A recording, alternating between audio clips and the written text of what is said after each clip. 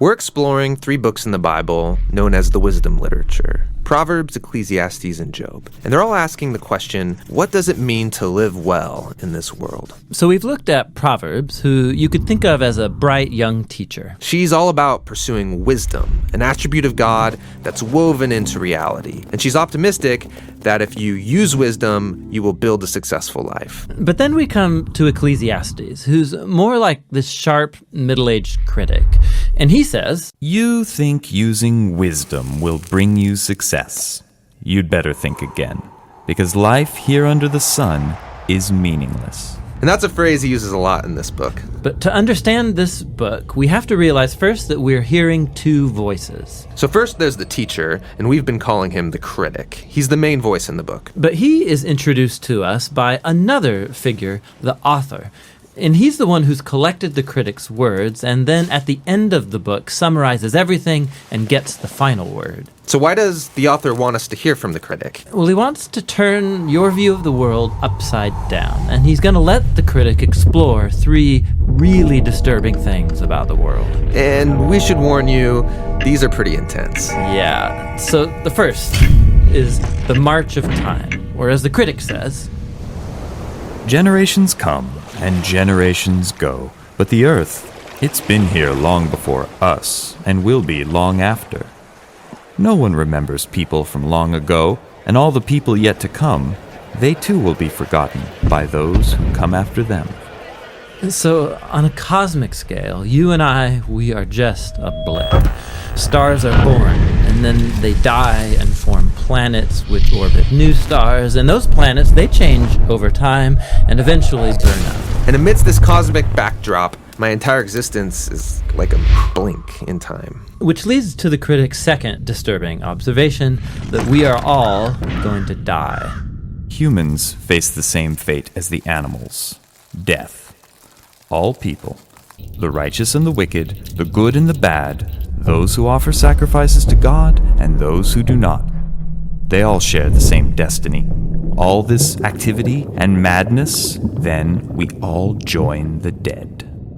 Man, this book is depressing. And so is the final disturbing thing for the critic, and that is life's random nature. So in Proverbs, life isn't random. There's a clear cause and effect relationship between doing the right thing and being rewarded. But the fact is that life doesn't always work that way. The critic has observed a glitch in the system. He calls it chance, or in his words, The race doesn't always go to the swift, or the battle to the strong, nor does food always come to the wise, or wealth to the brilliant, or favor to the educated.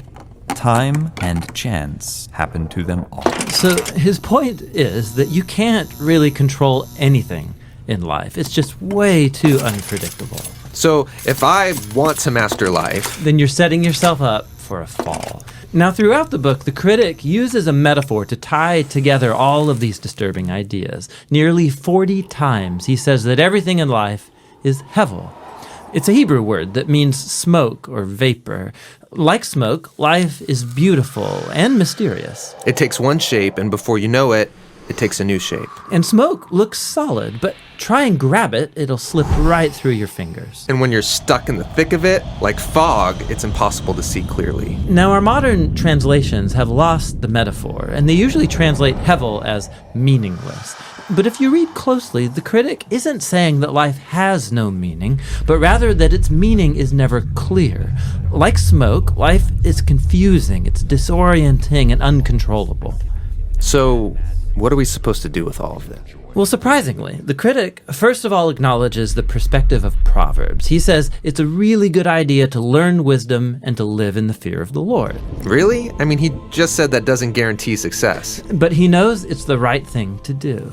But secondly, and more often, he says that since you can't control your life, you should stop trying. Learn to hold things with an open hand, because you really only have control over one thing, and that's your attitude towards the present moment. Stop worrying, he says, and choose to enjoy a good conversation with a friend, or the sun on your face, or a good meal with people that you care about. The simple things in life. Yes, and both the good things and the bad, because both are rich gifts from God. And that's the surprising wisdom of Ecclesiastes.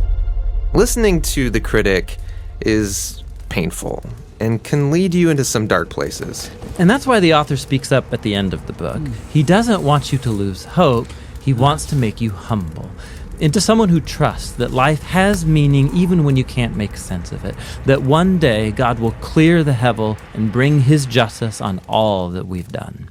And so he tells us that the proper response to all of this is to fear the Lord and keep his commandments. And that's the book of Ecclesiastes. Now, there's one more voice in the Bible's wisdom literature, and that's the book of Job.